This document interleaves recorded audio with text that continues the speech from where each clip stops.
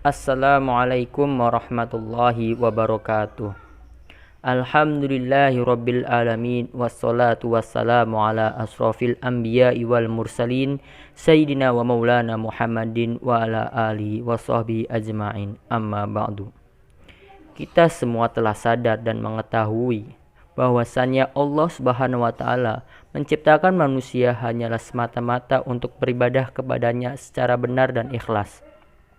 Namun sayang seribu sayang, ada sebagian hamba Allah yang dalam hidupnya menyimpang dari syariat Islam.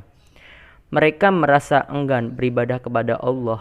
Bahkan kadang sebagian hamba Allah yang beribadah kepada Allah akan tetapi salah alamat dan tujuan. Mereka mencari tujuan yang keliru. Di samping mereka mencari ridho Allah, juga mereka ingin mencari keridhaan manusia. Ingin disanjung, dipuji, dan juga ingin dia menjadi orang yang popularitas. Bila hal semacam ini terdapat pada diri orang beriman, maka kita harus secepatnya sadar dan mengetahui bahwasannya seseorang beribadah semata-mata harus murni dan ditujukan mengharap ridho Allah Subhanahu wa taala.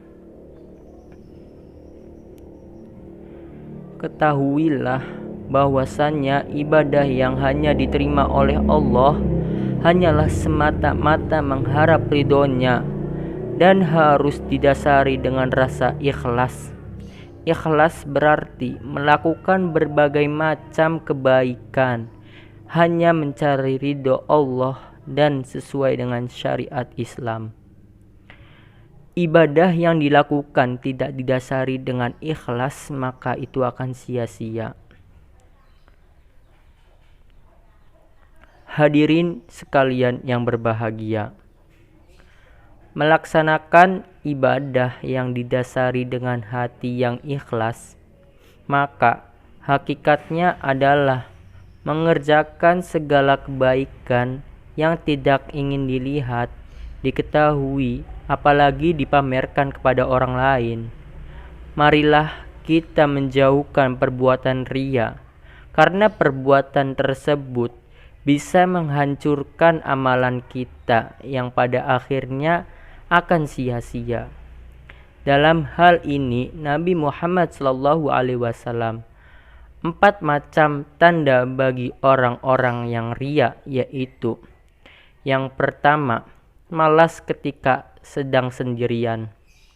Yang kedua, sangat tangkas atau giat di hadapan banyak orang. Yang ketiga, amal ibadahnya meningkat ketika dipuji. Dan yang keempat, menurun ketika perilaku atau ibadah dicela.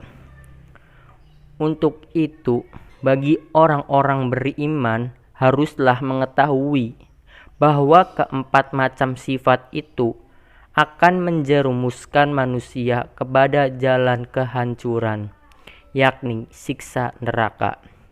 Bila dalam hati seorang beriman dihinggapi penyakit riya, maka secepatnya mungkin diobati. Jangan sampai berlarut-larut dalam diri kita. Hadirin sekalian yang berbahagia, adapun yang dikerjakan dan semuanya itu baik-baik tetapi ada rasa riya, maka hasilnya nol besar atau sia-sia. Untuk itu marilah kita merenung serta koreksi diri masing-masing, apakah selama ini dalam hal kita ada penyakit riya. Bila ada, maka secepatnya untuk dihapus, agar segala kebaikan yang kita lakukan mendapat pahala dari Allah Subhanahu wa taala. Sebagaimana surat Al-Maun ayat 4-7 artinya, maka kecelakaanlah bagi orang-orang yang sholat, yaitu orang-orang yang lalai dari sholatnya, orang-orang yang berbuat riya dan enggan menolong dengan barang berguna. Demikian sekilas yang bisa saya sampaikan, dengan harapan agar segala kebaikan kita senantiasa diterima Allah Subhanahu wa taala. Dan mudah-mudahan pula kita dilindungi dari perbuatan ria yang berakibat merusak amal kebaikan. Saya Izan Abdi Al-Hakim Nabai dari 1B Pendidikan Multimedia. Kurang lebihnya mohon maaf. Billahi taufik walidayah. Wassalamualaikum warahmatullahi wabarakatuh.